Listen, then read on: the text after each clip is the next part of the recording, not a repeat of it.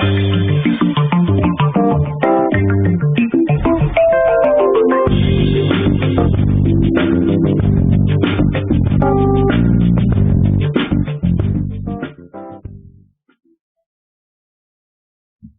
and welcome everybody. This is International Master Sam Shankland, and today I'd like to finish off my Queen's Gambit series by doing a sort of survey of the Queen's Gambit accepted.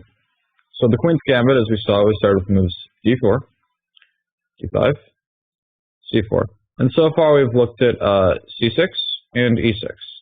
But there's one move that we haven't really looked at, and that's, what happens if black just takes this pawn. So there's a few ways that white can play against this.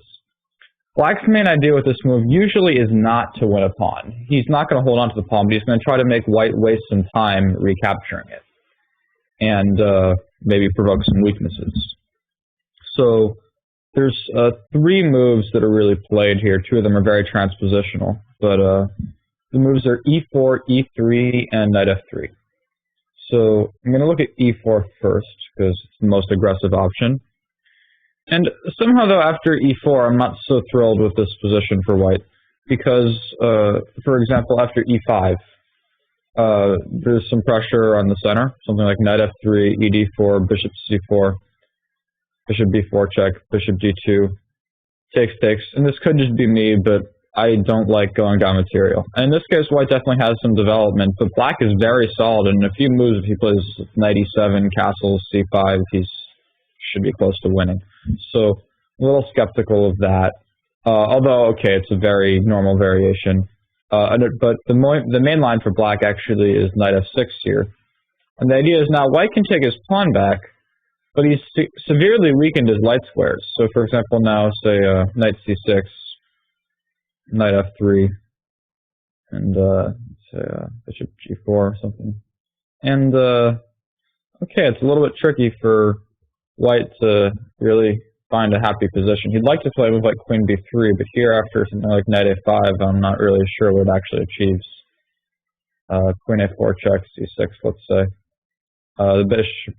White doesn't really have that much to do at the moment, and black's extremely solid. He's well blockaded on the light squares. And it's sort of not the most pleasant. But that being said, white has some space in the center, and it often leads to aggressive play. So I'm going to show like a couple main variations. One thing white often plays here after knight f3, black sometimes plays bishop f5 instead. Say castle, e6, knight c3. And now black actually has a really big decision because he can definitely castle on either side. So I think in some games he often plays for queen d7 and castles long, after which I'm just going to make some random looking moves, queen e2, castle, and let's say something like knight d5, ed5, bishop b5. White obviously is going to try to generate some queenside play, and black will strike back in the king side and in the center. Somehow I think this has not gone too well for black, and it's because he's closed off his d file while white's c file is now open. So usually, if black is going to castle queenside, he often interpolates the move knight b6 first. So now he's threatening to, well, he's got some threats. He would like to take the light squared bishop. That'll always be nice. Bishop b3. Black could try taking the pawn here, but I'm extremely skeptical. I think after something like knight b5, queen is going to be a little short on squares, and white's getting a lot of development. I don't think black really wants any part of this. So but okay, let's say castle queenside instead. Now, it's not as easy for white to generate this annoying pin on the black knight. Like if he had played bishop b5 last move, well, a6 now, and takes, black's clearly better, I would say, with his bishop pair and strong control over the light squares, and now he's probably more likely to castle kingside. So I think that this position seems quite promising for black. But bishop b3 is the main move, and now there's a few things. I mean, another idea here might be to play knight e7, and just take this knight on d5 and play with c6. And the positions are very interesting. White has a space advantage and oftentimes a slight development advantage, but black's very solid and his structure is a little bit better. He's got good light square control. But I don't have too much expertise in this variation other than that.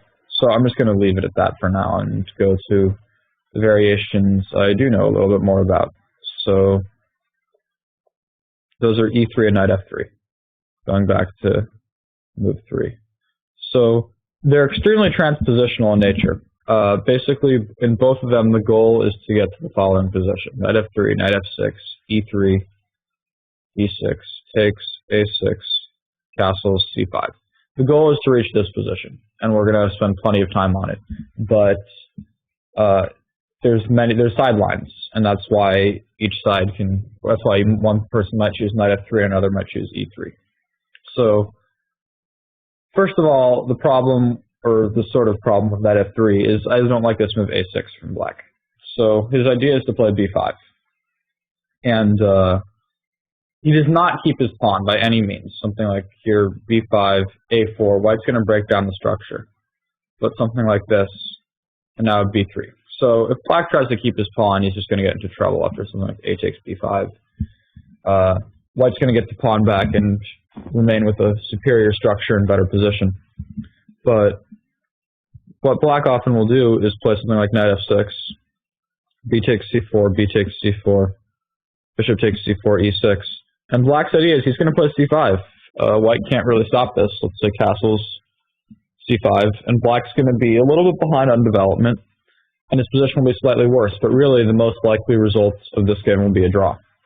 And that's often not so appealing for white players. And this is not such a common weapon because black will essentially never win if white plays well. But it can be sort of an annoying route, and I don't really like the looks of this for white. So I like to play the e3 move order. But the e3 move order does have a different issue, and that's that black has the possibility of e5. But now I think after bishop c4, ed4, ed4, objectively speaking, my feeling is white, he can't really think he has an advantage here. It's an isolated queen pawn position, but it's not a very standard one because black has a c pawn rather than an e pawn. And that means that both of the light squared bishops are going to be much more effective. But I think this position certainly has plenty of playing potential for white. This could have come out of an exchange French. So going back to the beginning of the game, let's go to the exchange French real quick. e4, e6, d4, d5, takes, c4. So while this line I refuse to believe is anything for white in terms of objective advantage, he definitely is looking for a double-edged game, and that's sort of what we got in the other position. But you have to ask yourself here, if this position is about equal and leads to a double-edged game, is it black's best move to take on c4 here? And the answer is absolutely not. That just develops white's pieces for him. You know, black will certainly play with like knight f6 here, something more sensible like that. So he's basically forced black to play c takes c4 in that position, in this sort of queen's gambit accepted. And there's still plenty of play, like for example, show some lines, e3, e5, takes, let's say knight f6, knight f3, bishop d6, castle, castle. And now, clearly white has some play against the black king. His bishop is very active on c4. But it actually has a very important move here. And you got to realize, because your bishop on c4 is active, normally black has a pawn on e6, but in this case it's on c7 instead. That means also black's light squared bishop is going to be much more active. And in this case, the best move is actually to play h3, to keep that bishop off of g4, which is its best square. And now play might develop as follows. Let's say bishop f5, knight c3, knight d7, rook e1, c6, and knight e5. And white definitely has some pressure, and I think objectively speaking, he shouldn't have much of a chance to prove an advantage here, but it's not like a dry equal the way the previous position was. And I think white certainly can't complain. And he has good chances to play for a win. I've seen many beautiful games played from positions like these. So, but with that being said, I'm going to go towards the more mainline stuff. So, through whatever move order you prefer, the main position will be something like this. Knight 3, e6, takes, a6, castles, and c5 is the main move. b5 has been played. It was actually played against me recently, or not too recently, a few months ago. I did a video on it, on a game against Sultan Vargo, trying to bishop b3, or bishop d3, bishop b7, a4, b4, knight d2, c5, e4, And now the main move is cd4, and after e5, I think white's space advantage often will promise him some edge, and he's likely to take back this pawn on d4. Something like knight d7, knight c4, and this looks very pleasant for white. But black played knight c6 in this game. And after e5, knight d7, knight c4, I was very happy because I was thinking, okay, cd4, then bishop g5, and I'll play rook c1, white gets some initiative. But I forgot that this was a bad move order because now black takes with a knight on d4, and I got into some trouble. But as I pointed out in that previous video, in this position after bishop e4, white still has an advantage. So going back, that's sort of what happens if b5. It's kind of unpleasant for black. So c5 is the main move. And now there's lots of moves that have been played here. I'm pretty sure queen e2 is played, knight c3, but the main, like sort of the move that people are trying to find is the key test is bishop to b3. So this is kind of an odd move, but white's point is black wants to play b5 and bishop b7, and he's going to do it with tempo. But the question is, how does white play against that strategy? So the best way to play against b5 is to play a4 and to attack the black queen side. But if white plays a4 right away, it just looks like he's wasting a move. And let's say if black chooses a different plan and plays knight c6, I don't know, a4 just doesn't make sense in this position. So bishop b3 is a good move. It's sort of a waiting move to see what black does. And now, a few things black can try. You can play b5 here. You can play, the b5 is the main move. You can play knight c6. You can play cd4 and then knight c6. So, but I'm mostly going to look at b5. I don't think there's any other real critical test. If knight c6, let's say knight c3, ed4, cd4, cd4, ed4, sorry, bishop e7. This is a very normal type position, bishop g5, castles. We've got a standard IQP position, and I would prefer to be white here. It seems like he's going to have strong play with queen f4 to h4 in many cases. For example, let's say b5, rook d1, bishop b7, bishop b2, bishop c2, knight f5, knight e5, rook c8, queen f4. I'm following a game from Kramnik playing white against Anand, and soon queen h4 happened, and with it, a huge initiative was developed, and Anand ended up going down pretty hard. So, that, I mean, obviously there's improvements for both sides, but this is sort of an isolated queen pawn position, and it's, I think Daniel Wrench is doing some videos on those kinds of positions, or maybe has done them. I don't know when this will be published and when those will be published, but I would definitely recommend those if you want to learn more about these middle games.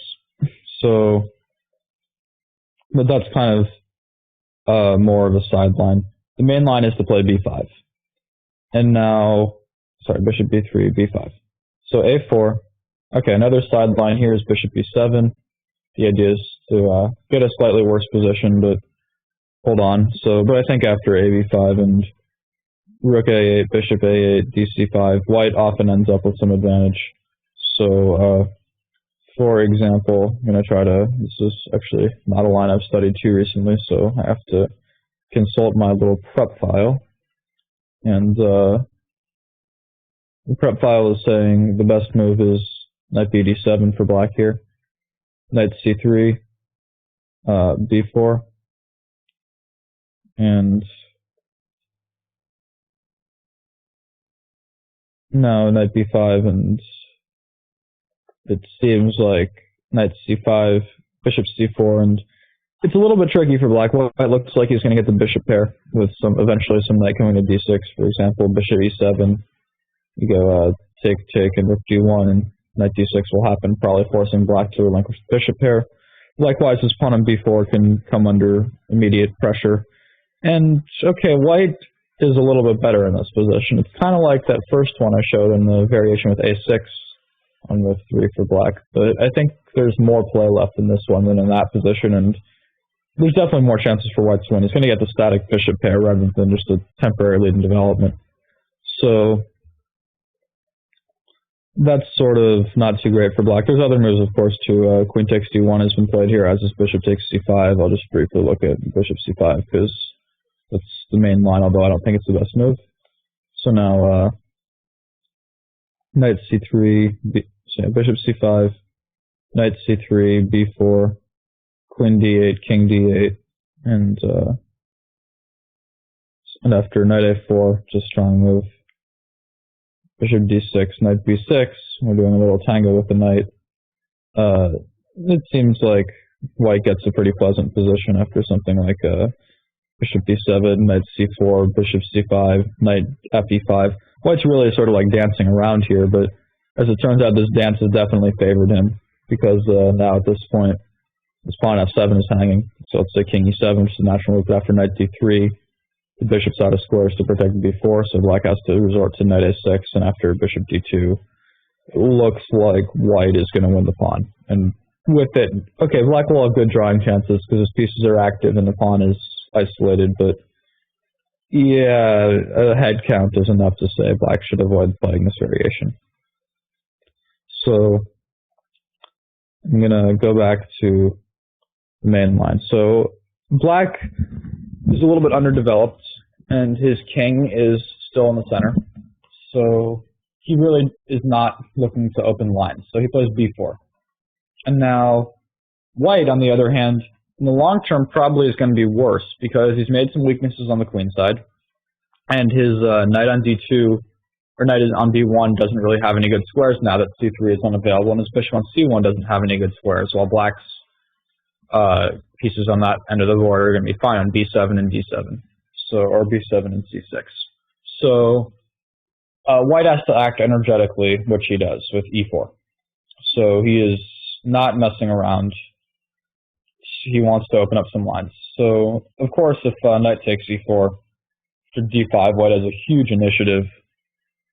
There's really no way any sane person would be taking this pawn.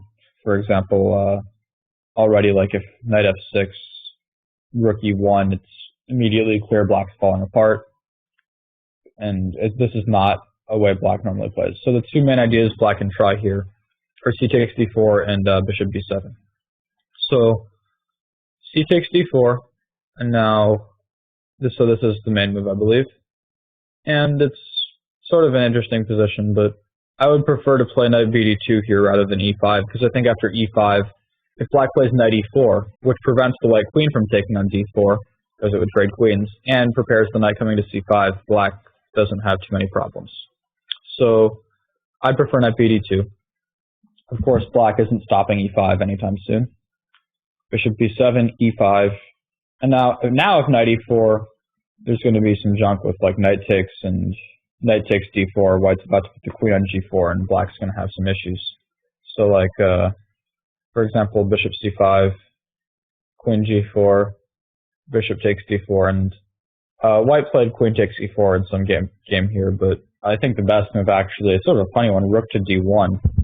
Not even taking the piece back. Of course, it's abundantly clear black cannot hold on to his extra piece, but in this case, I think with white getting the bishop pair and opening the center and black still not castled, the position looks extremely dangerous, to say the least, for black, and I think probably it's just downright losing. So, knight e4 is sort of a second-rate move. Really, black will play knight d7 here or knight d5, and here the point is for white to play moves like knight c4, knight c6, bishop g5, and his idea is, okay, he's down a pawn temporarily on d4, but he can basically take that pawn back whenever he wants, and in the meantime, his development advantage should promise some good play. So we've got, like, for example, in this position, if f6 after bishop f4, it's looking like the center's position's about to open wide open. Like this e6 pawn is going to be a certain point of conquest for white after rook e1 and the knight on c4 moving. That's not going to be very pleasant for black. And I would not want to be playing black here while his king is still in the center and his pieces aren't developed. So let's say if bishop e7, for example, rook e1, it's already looking like a crisis of castles. So he's going to lose some stuff like knight d6, bishop d6, bishop e6, king h8, and e takes d6. White has the bishop pair, a strong passed pawn, and a big advantage. He's also winning the pawn on d4. So, and okay, f5 also doesn't help matters after knight d6, takes, e6 still is killed. So there's no real way for black to save himself if he plays f6. So the main move is queen c7. And black's trying to develop his pieces, but the problem is, okay, rook c1 now. And black's trying to develop his pieces, but the problem is, okay, rook c1 now. And white's still just making tons of threats, and black still can't develop his f8 bishop to e7 castle. If he plays bishop e7 after some sort of bishop takes e7 and knight d6, it's clear he's about to get slaughtered. I'm pretty sure knight d4 also looks like a kind of nice move as well. So black could try bishop c5 after rook c1. And again, in the long term, if black can get away with sort of like castling here and somehow manage to make his position solid and finish his development, he should be fine. But as things show, it's not that easy, except for bishop c5. White has a neat little tactical resource with knight takes d4. And the point is now, if knight takes d4, we go knight d6 check. Okay, black can't take the knight because his queen hangs. And if king f8, white can simply recapture this knight, and it looks like he's close to winning. So this is sort of what these positions are like. There's tons of variations, but really the point is white's goal is to use his lead in development, and he often doesn't worry too much about the d4 pawn. And likewise, black's goal is sort of to defend himself and make sure that he survives. And there's other ways black can play too, as we saw, that led to slightly worse positions, but maybe holdable.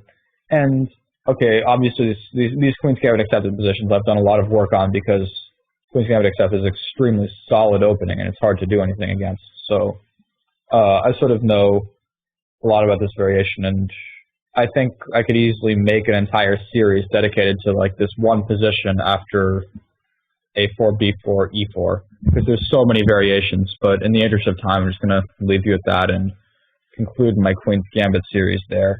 So I hope that everybody enjoyed it, and maybe I'll expand on this some other time by doing the Queen's Gambit accepted, or doing a bigger thing on the Moran, or many of these other lines.